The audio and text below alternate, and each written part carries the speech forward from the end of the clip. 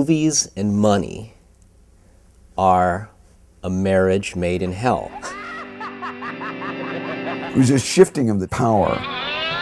And the studios were dropping everything. When the studios didn't know what to do, that's why we got the shot at it. Low-budget people used to grind out low-budget movies. Take that, mister! Ah! In those days, we would come up with a title and an idea, and we would have a booking date in the theater before we started working on the script. Switchblade Sisters. I want you to do a picture, and I want you to go for the jugular.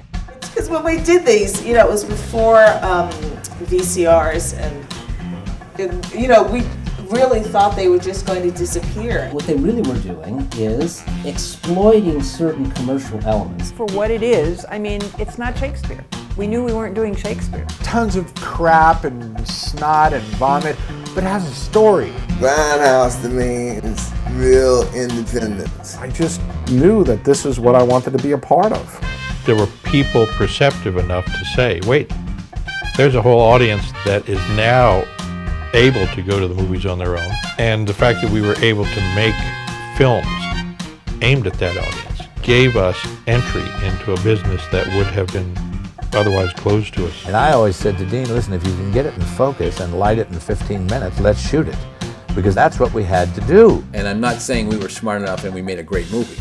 I'm saying we probably weren't smart enough and didn't know how to make a great movie, but there was nothing going to stop us from making a movie. The real horror in a horror movie is happening on this side of the camera, not on that side.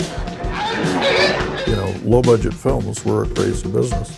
And the movies were crazy, and the people who worked on them were crazy, and the people who distributed them were even more crazy. Once they started getting the receipts from Blackula, they had money came in, none of which I saw. You did films like that because you thought, I'll have a piece of film that I can show to somebody what I can do. And then you never get a piece of the film. Now I've also anticipated that we're going to get screwed by the distributors. We now know that. That's another stage in production. People think, oh, it's over in post-production, then distribution. No, there's one more phase, litigation. All of those, grindhouse films were a great learning experience for anybody who paid attention.